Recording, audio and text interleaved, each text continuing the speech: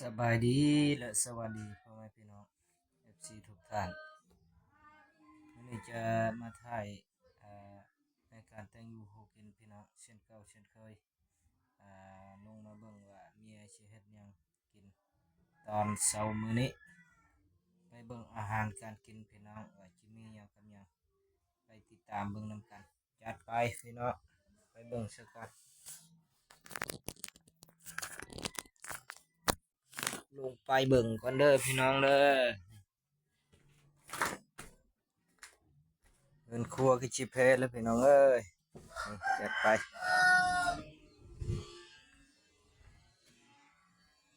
ไปเบิ่งการแต่งอยู่พอกินพี่น้องว่ามีหยังแน่เอากินแล้วเลยนี่กินพีเตอร์นี่ฮะของนาเพื่อตำเหอะเอาตำเองเป็นแล้วตำเองอืมตำกินเองตำอยู่ก็เลย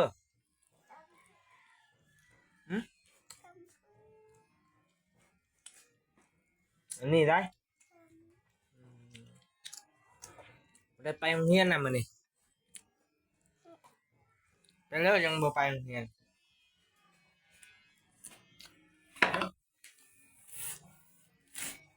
นี่พี่น้องเบิ่งแกงกิน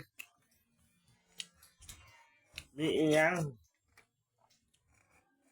มีสารมีมะบัวบักปืดเบิ่งก่อนพี่น้องแกงใส่หยังน้อนี่เนาะโอ้ผักอีตู่ครบชุดอยู่นี่ผักอีตู่มีปลานิลนี่ปลานิลไปพี่น้องไปเบิ่งอยู่พี่จัดไปกำลังอ้อมตัวเลยอ้อมอย่างน้ออ้อมฉาดนี่เห็นบ่พี่น้องพดอยู่ทั่วอยู่ตัว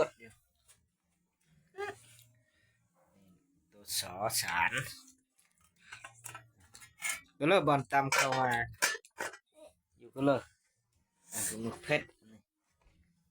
เออแกงใส่ขิงพี่น้องนี่เครื่องปรุงมีข้าวเบื่อมักฟิกมักเพชรดิบก็มีเด้อพี่น้องเด้อนี่เยอะแยะ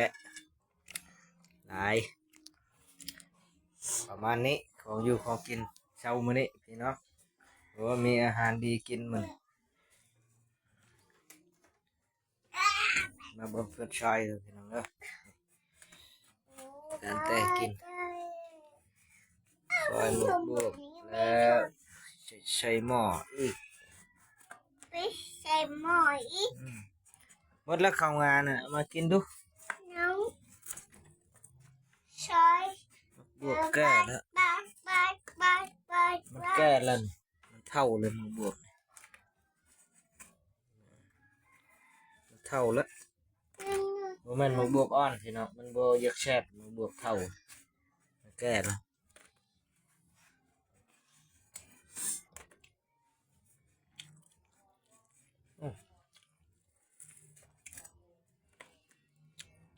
สารมีสารนี่มันนี่โอ้ของกินแซ่บมันแซ่บเฉพาะเฮาพี่น้องเฉพาะคนอื่นบ่แซ่บก็บ่ว่ากันเพราะว่ามักคนละอย่างพี่น้องแซ่บแท้ก็อยู่ลาบชิ้นพุ่นแหล้วเนาะพี่น้องแต่ว่ามันบ่มีเงิน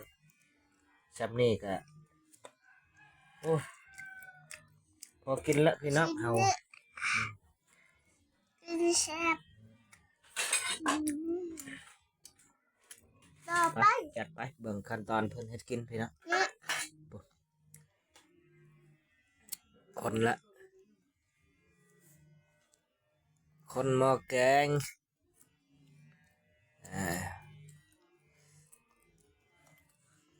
มาเจ้าหมดละข้าวงามหมดละมันเจ้าเบิ่งมาเจ้าเพิ่นเทลงหม้อซะก่อนพี่น้อง ประมาณนี้เฮือนครัวกันพี่น้องเอ้ยจัดลงไปเผ็ดหลายเพิ่นว่า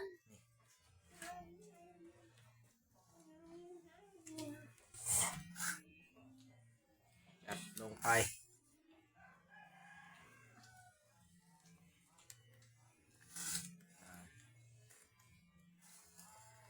อันนี้ใหญ่หม้อน้อยพี่น้อง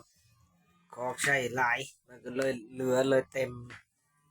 โอ้จัดหนักจัดเต็มเช้ามื้อนี้ครับ7-8 โมงแล้วพี่น้องแต่ยังบ่ทันกินข้าวกำลังแต่งกินอยู่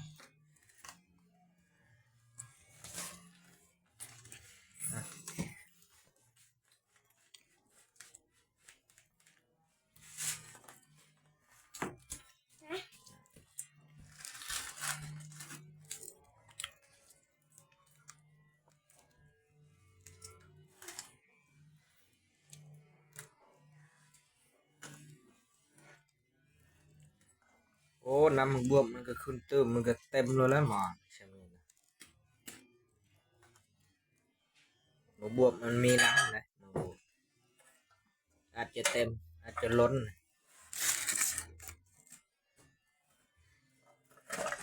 ล้น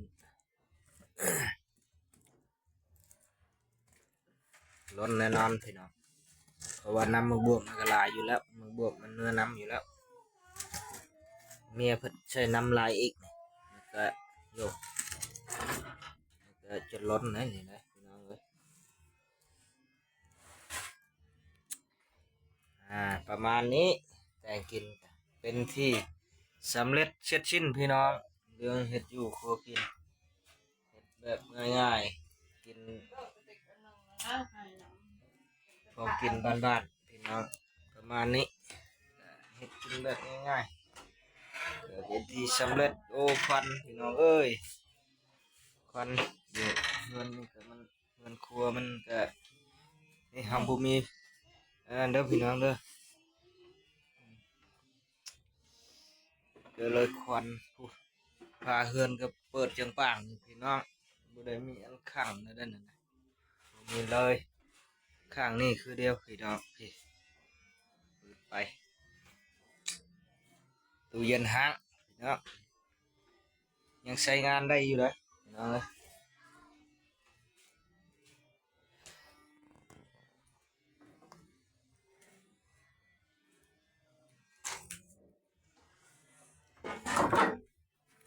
เบิ่งสักก่อนทดแล้ววะโอ้ยยัง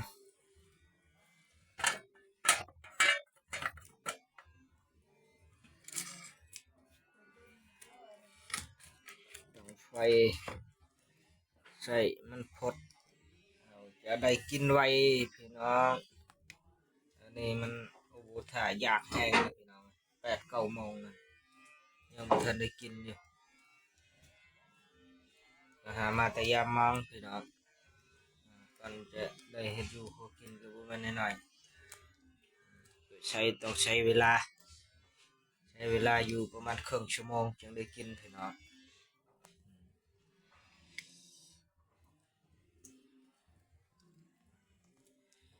เอากับประมาณนี้พี่น้องแต่งอยู่ครัวกินสุดท้ายนี้ขอกล่าวคำว่าสบายดี